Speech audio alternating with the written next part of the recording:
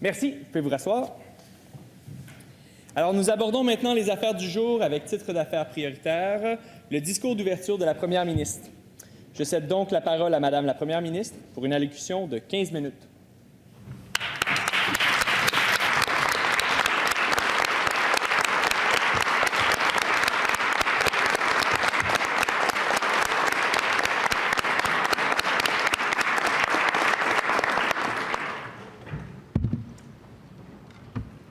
Merci, Monsieur le Président. Monsieur le Président, c'est un honneur de m'adresser à vous aujourd'hui dans le Salon Bleu, cette salle que, vous le comprendrez, je trouve plus magnifique que jamais. Avant toute chose, j'aimerais remercier nos partenaires sans qui la simulation ne pourrait avoir lieu. Merci à l'Assemblée nationale de nous prêter généreusement ces espaces. Merci également à l'ensemble de son personnel avec qui nous collaborons depuis déjà 1 an pour la tenue de cette simulation et sans qui rien de tout ça ne serait possible. Merci à M. Pierre Reid pour sa présence parmi nous et son discours, qui est rempli d'espoir pour la jeunesse québécoise. Merci à nos partenaires financiers, le directeur général des élections du Québec, le Barreau du Québec et l'ensemble de nos donateurs et donatrices. Merci aux membres du Sénat qui ont joint cette belle initiative dès sa première année. Un grand merci à mon comité exécutif, Julien, Anne-Julie, Atou et Marine, pour leur travail assidu tout au long de l'année. Merci également au conseil d'administration de l'Association québécoise des jeunes parlementaires pour leur engagement envers la pérennité de notre institution. Merci aux membres des quatuors législatifs pour leur engagement et leur rigueur tout au long de l'année. Chers ministres, c'est enfin le temps de faire vivre vos idées. Merci à vous tous et toutes d'avoir choisi de vivre cette belle aventure qu'est le Parlement jeunesse du Québec. Que vous soyez en chambre ou au journal, j'en suis certaine, vous ne regrettez pas de vous être joints à nous pour cette 73e législature. Enfin, c'est à vous, Monsieur le Président, à qui je souhaite adresser mes derniers remerciements. À vous, aux autres membres du Conseil exécutif des 71e et 72e législatures du Parlement jeunesse du Québec, Louis-Philippe Coderre, Catherine Rivard, Catherine Côté et Julien Brault, sans oublier Vincent-Alexandre Fournier, ainsi qu'aux autres anciens et anciennes qui ont travaillé à la survie de notre précieuse institution au cours des 2 dernières années. C'est grâce à vous que nous nous retrouvons aujourd'hui pour lancer les travaux de la 73e législature. Au nom de la députation, je tiens à vous remercier sincèrement et j'espère que votre retour au sein de notre belle simulation en personne sera des plus heureux et enrichissants. Monsieur le Président, l'année que nous venons de passer a été marquée par des retrouvailles avec notre vie d'avant. La vie d'avant les soupers de famille en ligne, les anniversaires sur Zoom, les graduations à distance et les Noëls en virtuel. Après 2 ans à vivre les moments importants de notre vie à travers des filtres, que ce soit celui de nos écrans, de nos masques ou de barrières en plexiglas, après 2 ans à faire de notre mieux pour que tous ces moments conservent leur signification et leur importance à nos yeux, nous pouvons enfin les vivre pleinement en 3 dimensions et en haute définition. Mais cette période pendant laquelle notre vie a été mise sur pause a créé pour tout le monde un moment de recul forcé, qui, au-delà d'avoir entraîné 1001 déceptions, certaines plus importantes que d'autres, nous ont permis de réfléchir aux traditions que nous perpétuons de manière mécanique, quasi automatique. Avec ce moment de recul est venue l'opportunité en tant qu'individu, en tant qu'organisation, en tant que société, de poser un regard critique sur ces traditions et de réellement nous questionner sur les raisons pour lesquelles nous les perpétuons. Parce qu'avec le temps, on peut parfois oublier pourquoi réellement on s'efforce de les maintenir et par conséquent en perdre le sens. Monsieur le Président, vous savez comme moi que les traditions occupent une place importante, voire centrale au Parlement jeunesse du Québec. C'est pourquoi les réflexions que je viens de vous partager ont été au cœur de mon année en tant que Première ministre. Et c'est pourquoi je souhaite aujourd'hui prendre le temps que j'ai pour m'adresser à cette Assemblée pour vous parler de tradition. Par définition, une tradition est une mémoire, un projet, une conscience collective, un souvenir de ce qui a été, avec le devoir de le transmettre et de l'enrichir. Les traditions sont fondamentales au cœur de ce qui définit nos cultures, qu'elles soient sociétales, organisationnelles ou familiales. Les humains ne sont d'ailleurs pas la seule espèce qui a des traditions. Certains chants d'oiseaux ou encore rites de passage à l'âge adulte constituent chez certaines espèces des pratiques transmises de génération en génération. Mais pourquoi les traditions occupent une si grande place dans nos vies? Pourquoi sont-elles si importantes et surtout, pourquoi devrions-nous les préserver? Tout d'abord, les traditions créent chez les humains un sentiment de sécurité. Le fait de répéter certains gestes, certains rituels, crée un sentiment de stabilité, de structure, de constance, de continuité. Savoir, par exemple, qu'on peut s'attendre à un événement qui a lieu annuellement a un effet rassurant sur notre cerveau.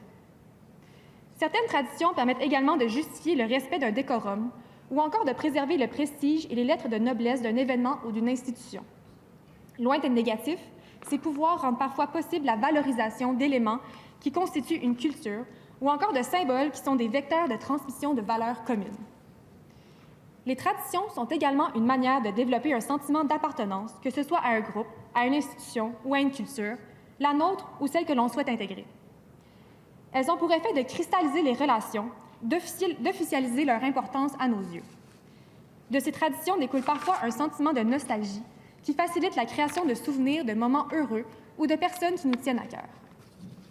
On les associe à des odeurs, à des sons, à des images qui peuvent nous rappeler des années plus tard les émotions que nous avons vécues à un moment précis. La période des fêtes est sans doute le moment de l'année qui est le plus riche en traditions, qui finissent par se cumuler, s'entrecroiser, se partager. Pour la plupart d'entre nous, savoir qu'année après année, nous pouvons nous attendre à ces mêmes traditions nous sécurise et rythme notre année.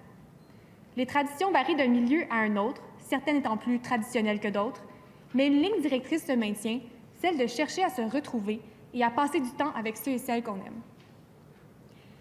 Bien que selon plusieurs définitions officielles, une tradition désigne une pratique ancestrale, répétée de génération en génération, plusieurs traditions populaires ont une ancienneté plutôt limitée et leur contenu peut avoir subi des changements importants à travers le temps.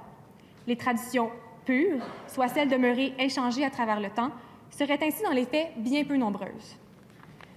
La notion même de tradition comporterait donc une part d'illusion entretenue à des fins symboliques et normatives qui permettraient de distinguer les habitudes et les routines quelconques de pratiques ou de gestes porteurs de valeurs et de signification.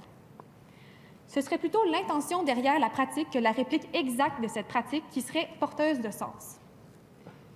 Les traditions ne sont donc pas des héritages du passé, mais des pratiques du présent avec lesquelles nous créons des liens avec le passé.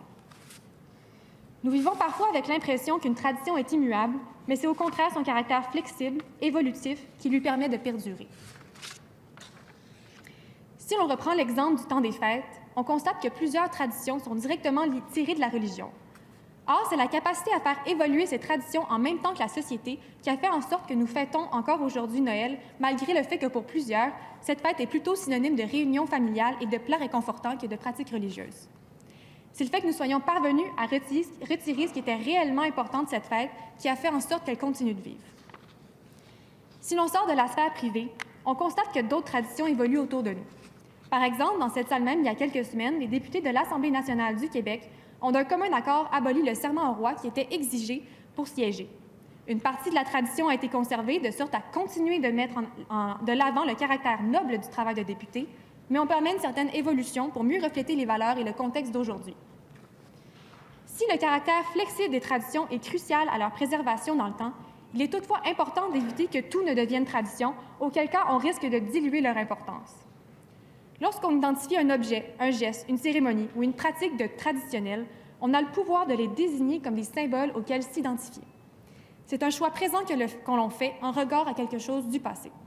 Il faut donc user de ce pouvoir avec justesse et jugement, faute de quoi on risque d'en faire perdre le sens. Si vous n'en êtes pas à votre première participation au Parlement jeunesse du Québec, vous savez que les traditions sont importantes dans cette simulation. Si c'est votre première fois, vous le constaterez assez rapidement si ce n'est pas déjà fait. Les traditions sont en grande partie ce qui donne sa couleur au Parlement jeunesse. Que ce soit notre serment à la jeunesse québécoise, la résistance de la présidence à son élection, le vote par appel nominal, le dépôt physique de documents, plusieurs gestes, paroles, protocoles viennent donner une structure à nos activités. C'est d'ailleurs ce qui nous a permis de conserver la qualité de notre événement lors de la 72e législature qui a lieu en plein cœur de la pandémie, à distance, et lors de laquelle nous nous sommes efforcés de conserver ces codes. Ce sont les traditions qui, maintenues de main de maître par des anciens et anciennes que je salue et remercie au passage, nous ont servi de repères, de filets, de sécurité et qui nous ont permis de se dire à la toute fin « Oui, nous avons eu une vraie simulation ». Parce qu'après tout, c'est la signification de ces traditions qui compte et non le respect à la lettre de leur forme. Nous avons également plusieurs traditions moins protocolaires, plus colorées, qui sont tout aussi importantes. Je pense à la soirée non parlementaire, à la diffusion du journal vidéo en soirée, à la présentation des délégations étrangères. Si vous avez la chance de passer plusieurs années au Parlement jeunesse, vous découvrirez peu à peu de nouvelles traditions que vous apprécierez au moment venu. Et je vous le garantis, à chaque année, on en découvre de nouvelles. À chaque année, on comprend un peu plus pourquoi les jeunes qui nous ont précédés se sont autant efforcés à maintenir ces traditions, aussi abstraites que ça puisse paraître au départ. En fait, quand on y pense, le PJQ, c'est une tradition en soi. Depuis déjà 73 ans, des jeunes de partout au Québec se rassemblent du 26 au 30 décembre pour débattre d'idées dans un environnement non partisan. Mais tout comme pour le reste, c'est la souplesse de nos traditions qui a permis au Parlement jeunesse de survivre à travers le temps et d'être ce qu'il est aujourd'hui. Et oui, si nous avions été réticents à l'évolution, nous serions encore aujourd'hui dans un sous-sol d'église à échanger entre jeunes hommes anglophones protestants. En fait, c'est la quasi-totalité des personnes présentes aujourd'hui qui ne seraient même pas éligibles à participer. Avec le temps, certaines traditions se sont éteintes pour faire face à d'autres qui, à leur tour, feront leur bout de chemin. L'important, c'est d'être capable de poser un regard critique sur nos pratiques pour à la fois reconnaître la valeur de ce qui nous a été légué et de voir ce qui a le réel potentiel d'évoluer. À mon avis, la plus belle tradition du Parlement jeunesse, celle qui en fait sa marque de commerce, c'est paradoxalement son avant-gardisme. C'est le fait qu'année après année, on se pousse à présenter des projets de loi et des motions qui nous amènent à nous projeter des années d'avance sur le débat social. Et des exemples de la sorte, il y en a plusieurs. En 1971, un participant proposait l'imposition d'une taxe sur tous les produits polluants. Ce n'est pourtant qu'en 2007 que le Québec a pour la première fois instauré, dans un même esprit, une taxe sur le carbone. En 2005, un ministre du PJQ proposait un projet de loi sur l'aide médicale à mourir, alors que ce n'est qu'en 2014 que l'Assemblée nationale adoptait la loi concernant les soins de fin de vie. La qualité de ces réflexions et des débats repose sur un profond désir des personnes à la tête du Parlement jeunesse de maintenir cette qualité. C'est donc ironiquement notre tradition de chercher à voir plus loin qui nous distingue.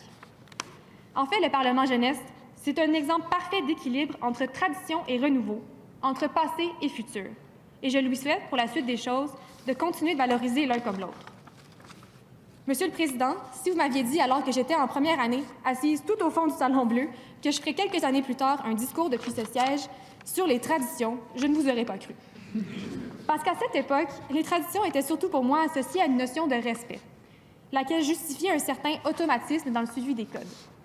Mais aujourd'hui, Monsieur le Président, je fais le choix conscient d'adhérer avec enthousiasme et humilité aux traditions qui composent notre belle institution, tout en souhaitant de tout cœur qu'elles continueront d'évoluer pour le mieux.